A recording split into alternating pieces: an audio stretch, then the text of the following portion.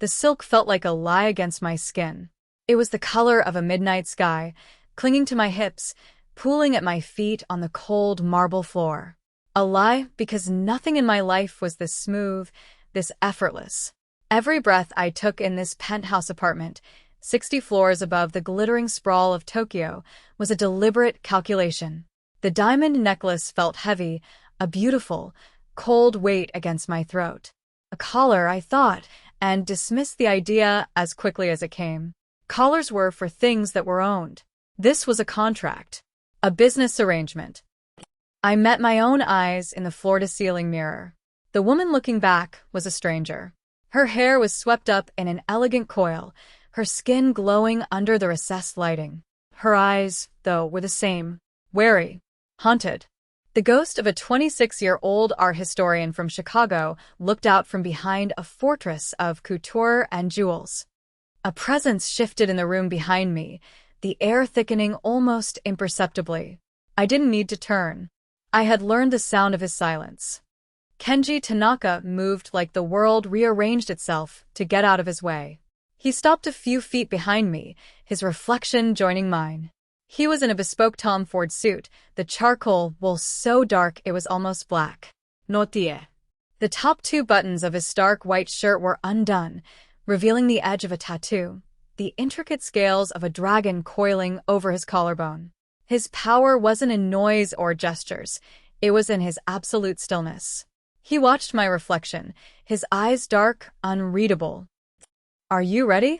His voice was low, a gravelly hum that seemed to vibrate through the floor. It was a voice that never needed to be raised. I smoothed a hand down the silk of my dress. "As I'll ever be." He stepped forward. The scent of him, sandalwood and something like cold smoke, enveloped me. He didn't touch me. He didn't have to. His proximity was a physical force. His fingers adjusted the diamond necklace, his knuckles brushing the sensitive skin of my neck.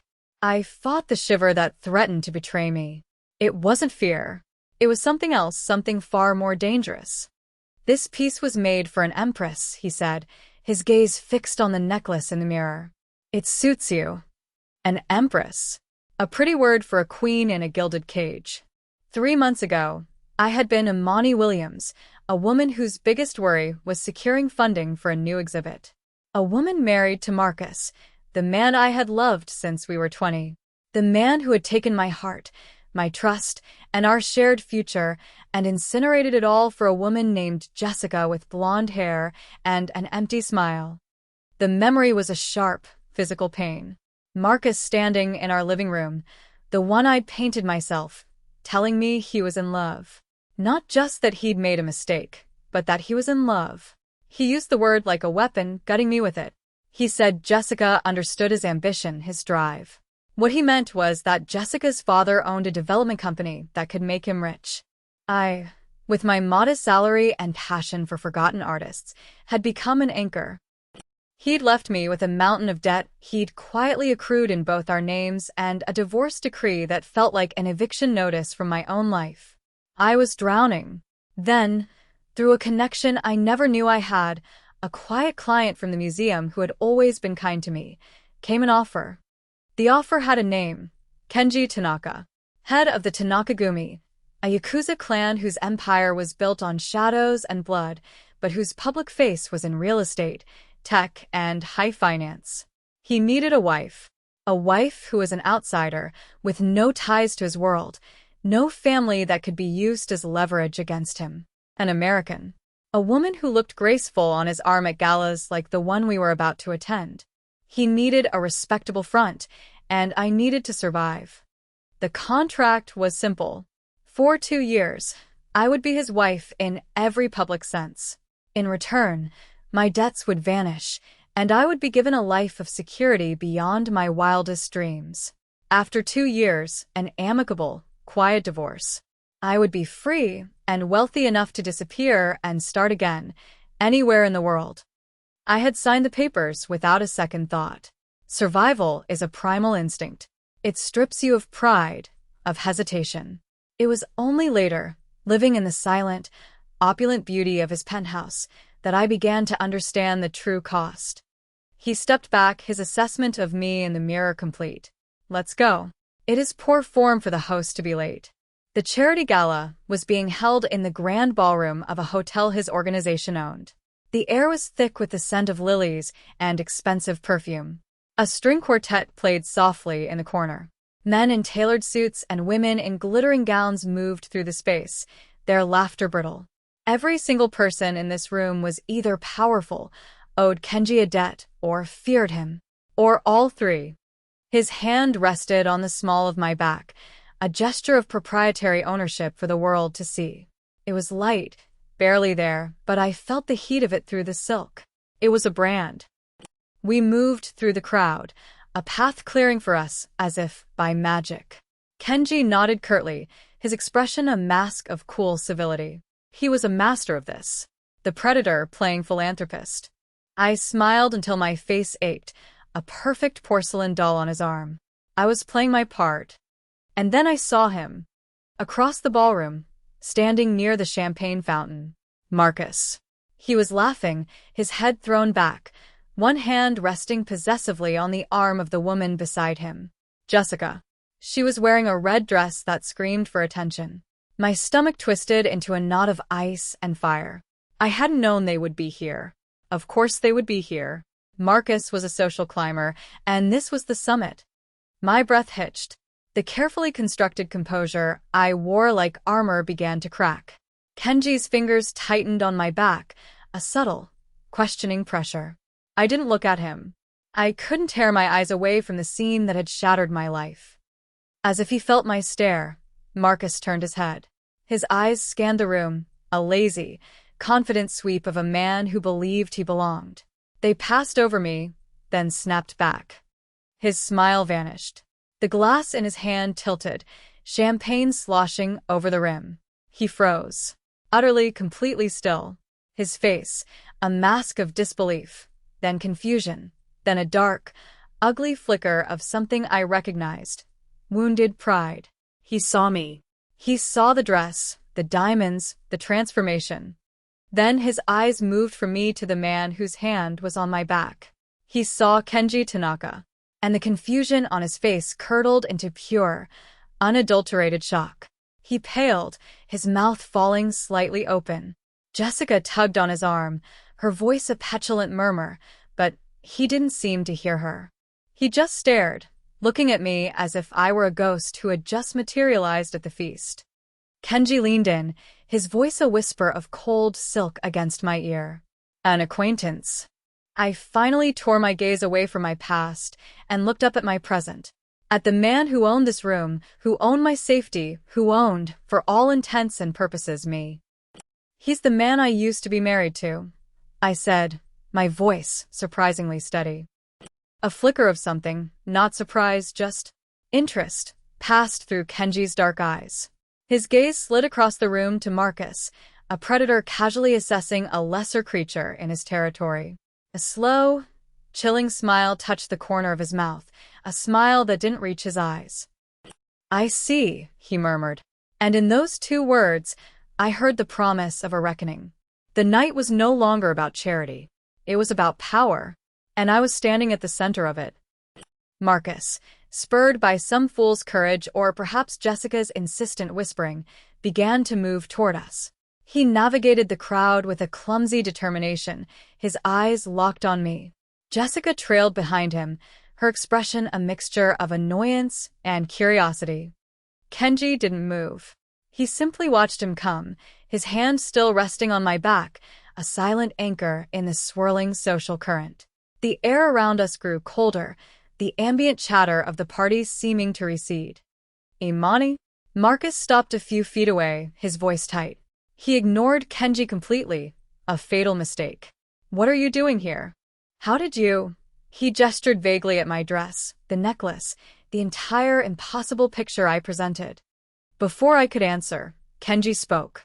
His voice was quiet, almost conversational, yet it cut through the air like a shard of glass. She is with me. Marcus finally looked at him, a flicker of bravado in his eyes that was quickly extinguished by what he saw there. Kenji's gaze was flat, devoid of emotion.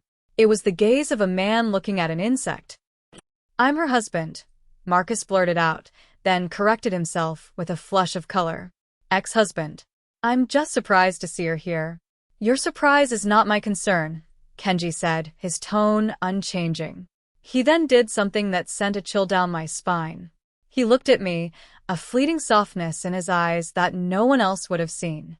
Are you enjoying the evening, my love? The endearment was for Marcus's benefit, a sharp, deliberate twist of the knife. It worked. Marcus flinched as if struck. I found my voice, playing my part.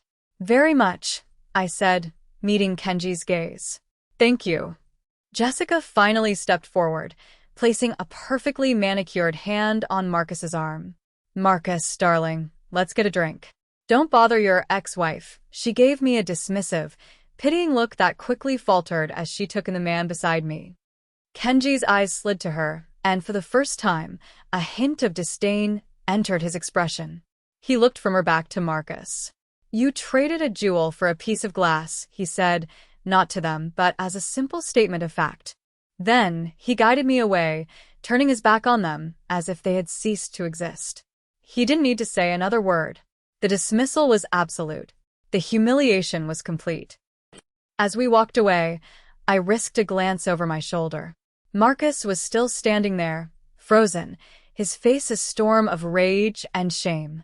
Jessica was pulling at his sleeve, her face pinched with anger. In that moment, I felt a cold, sharp spike of satisfaction. It wasn't happiness. It was vengeance. And it tasted like ash. The rest of the night was a blur. We left early. The silent ride back to the penthouse was thick with unspoken tension. I sat as far from him as I could in the back of the Rolls-Royce, the city lights painting streaks across the tinted windows. I could feel his eyes on me. Back in the apartment, the silence was even louder. I walked to the window, looking down at the river of light that was Tokyo. He made you look small, Kenji said from behind me. I turned. He was unbuttoning his cuffs, his movements precise and economical. I was small. He left me with nothing. Nothing is a blank canvas. He rolled up his sleeves, revealing forearms covered in the dense, traditional ink of his tattoos. A creature of myth and legend, bound in flesh and blood. It is a chance to create something new. Was that what I was? Something he was creating? The thought was unsettling. This derangement. It's not real. Tonight was a performance. Everything is a performance, he countered, walking to the bar and pouring 2 glasses of whiskey. He held one out to me.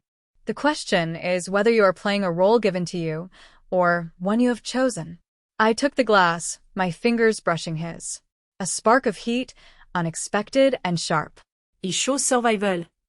Did you? He watched me over the rim of his glass, his eyes searching mine. Or did you choose power? I didn't have an answer. The weeks that followed settled into a strange rhythm.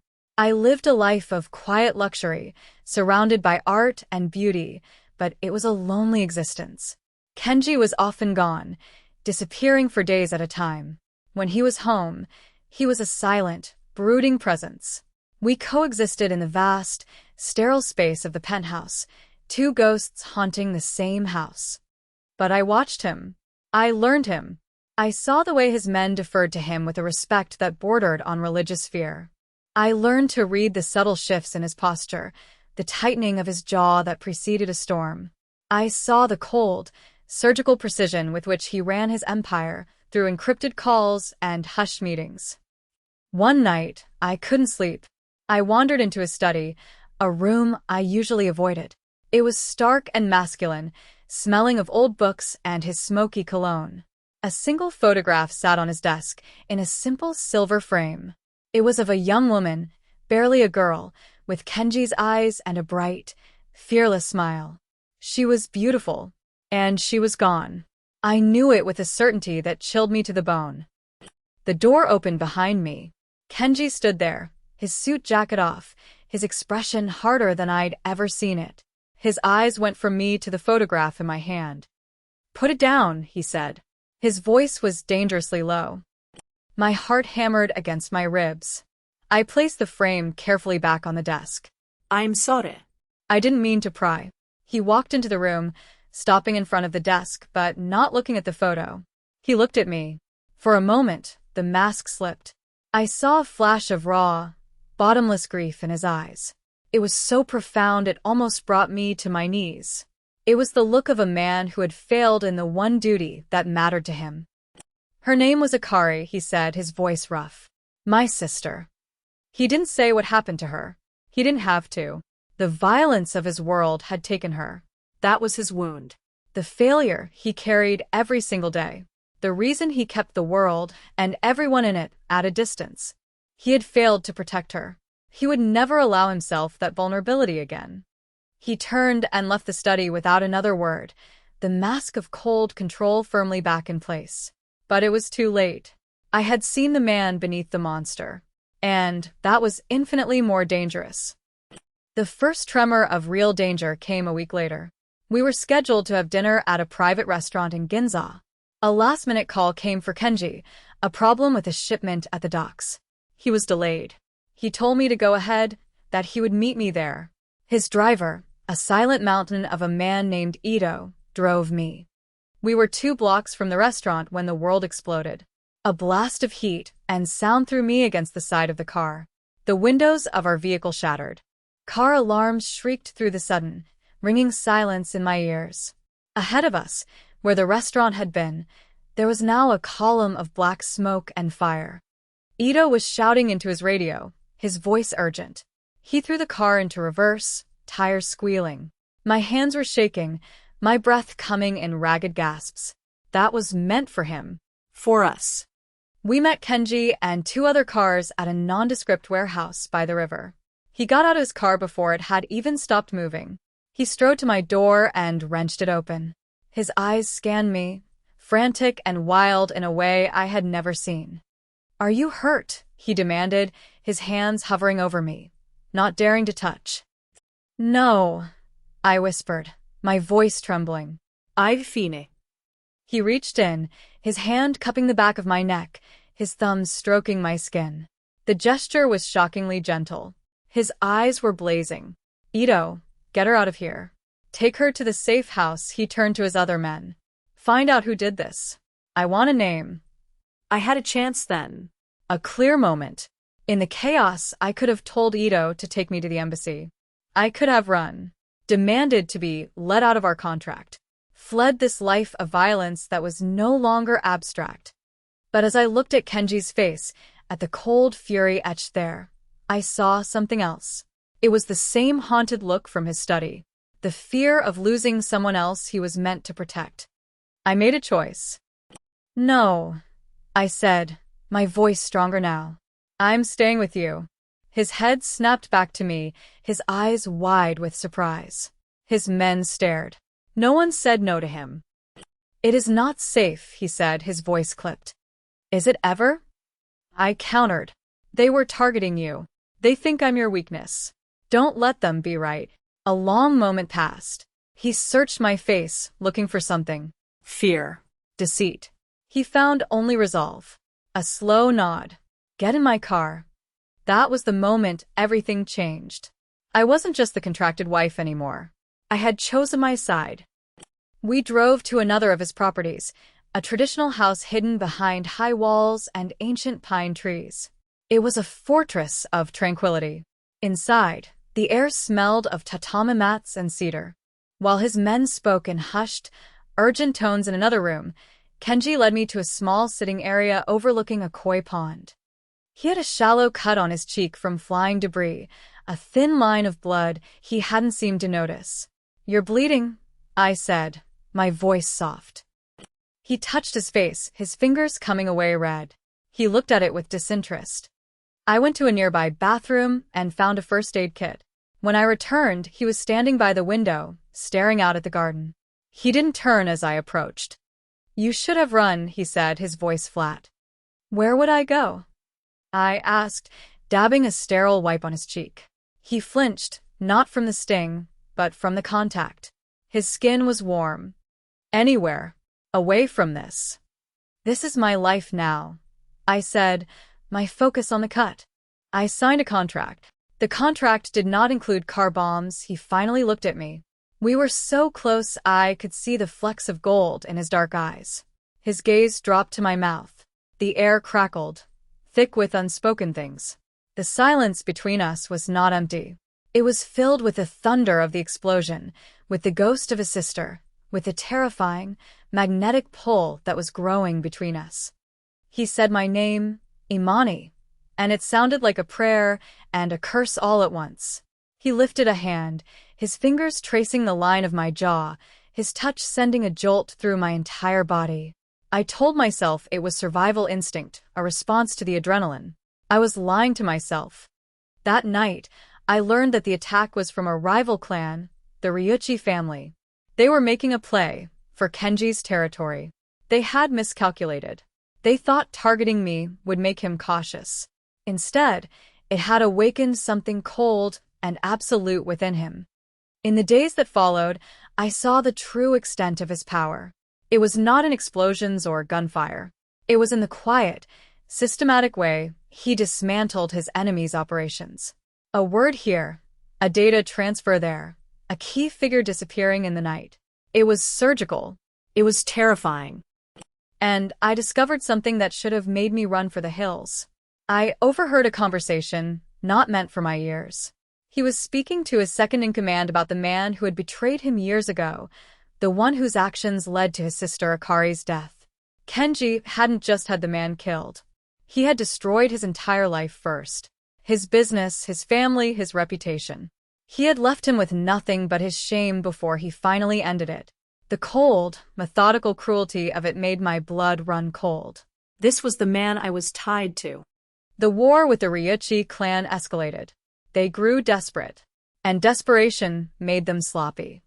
It happened on a Tuesday afternoon. I had been given slightly more freedom, a concession to my refusal to be locked away. I was visiting a small art gallery in Omotesando, flanked by two of Kenji's guards. It was a brief illusion of normalcy. They came out of nowhere. A black van screeched to a halt. Men in masks swarmed out. My guards moved to intercept, and the street erupted in chaos. One of my guards went down. The other shoved me back toward the gallery. "Get inside," he yelled. A hand clamped over my mouth, an arm of steel wrapped around my waist, dragging me back toward the van. I bit down hard. The man grunted in pain, his grip loosening for a fraction of a second. It was enough. I stomped my heel down on his instep and drove my elbow back into his ribs. He staggered. But there were too many of them. Another pair of hands grabbed me. They were dragging me into the van when Kenji's car appeared at the end of the street, moving at an impossible speed. It didn't slow down. It slammed into the side of the van with a deafening crunch of metal. Kenji was out of the car before it stopped shuddering. He moved through the chaos like a phantom, a blur of dark motion and lethal intent. He dispatched the two men holding me with a brutal efficiency that was both horrifying and beautiful. He didn't look at me. His entire focus was on the threat. When it was over, when the remaining assailants were either dead or dying, he finally turned to me. He crossed the space between us in 2 strides and pulled me against him. It wasn't a gentle embrace. It was a desperate, crushing hold, his face buried in my hair. I could feel him trembling, not with fear, but with a rage so profound it seemed to shake the very ground we stood on. Back at the house, the silence was different. It wasn't empty. It was heavy with the aftermath of violence. He poured me a brandy, his hands for once not perfectly steady. I had crossed a line. In that alley, I hadn't just screamed or cried. I had fought back. I had hurt someone. A small, dark part of me had registered a grim satisfaction when the man holding me had cried out in pain. The woman who curated art exhibits was gone. In her place was someone who knew how to survive in the dark. Kenji stood in front of me, his face a grim mask, but his eyes were raw, stripped of all pretense. "When I saw their hands on you," he said, his voice a hoarse whisper, "I would have burned this city to the ground to get you back." It wasn't a declaration of love. It was a confession, a statement of fact, a claim. He was telling me that I was his and that the world would burn before he let anyone take me. I met his gaze, my heart pounding a wild, frantic rhythm against my ribs. "I know," I whispered. And it was the truest thing I had ever said. The Ryuchi clan had made their final mistake. They had made it personal. But their next move was one neither of us anticipated. They found a new pawn. A bitter, humiliated man with a bruised ego and a misguided sense of ownership. They went to Marcus. My phone rang 2 days later. An unknown number. I almost didn't answer. "Imani." The voice was like a ghost from another life. "Marcus. Listen to me," he said, his voice rushed and low. "I know you're in trouble. I saw that man. I know who he is. I can help you. I can get you out." It was a trap. I knew it instantly. Marcus didn't have the courage or the resources to stand up to a man like Kenji. He was being used. How? I asked, my voice carefully neutral. "Just meet me." Please, Imani. "For the sake of what we used to have. The old warehouse district by the bay. Pier 4. Tomorrow at noon. Come alone. If he knows, he'll stop you. This is your only chance."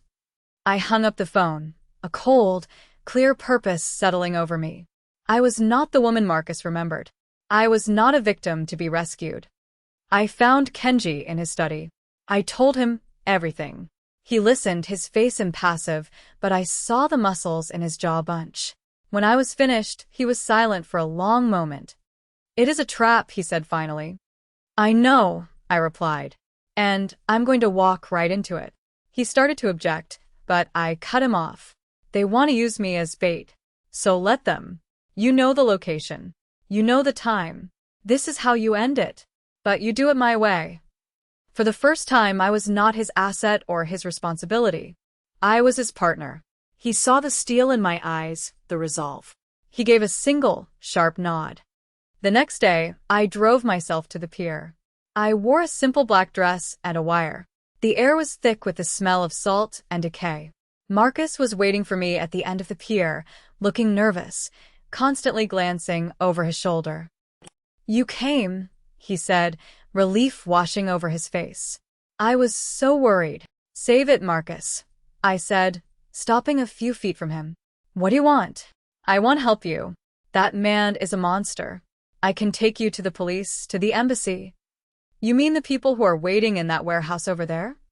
I tilted my head toward the building where I knew Ryuchi's men were watching. "The people who promised you what? Money? A chance to feel like a man again after Kenji made you look like a child at that party." The color drained from his face. I don't know what you're talking about. You traded me for a business deal, Marcus. Now you're trying to trade me again to save your pathetic pride. You haven't changed at all." That was the moment I truly let him go. The anger, the hurt, it all dissolved into a cold, clear pity. From the shadows of the warehouse, men began to emerge. Ryuchi himself stepped out, a cruel smile on his face. "Clever girl," he said. "But it doesn't matter. You're still here." "Am I?" asked, my voice calm. On that cue, all hell broke loose. Kenji's men materialized from the surrounding buildings, moving with silent, deadly coordination. It was an ambush within an ambush. Ryuchi's men were caught completely by surprise. In the ensuing chaos, Marcus stood frozen in terror.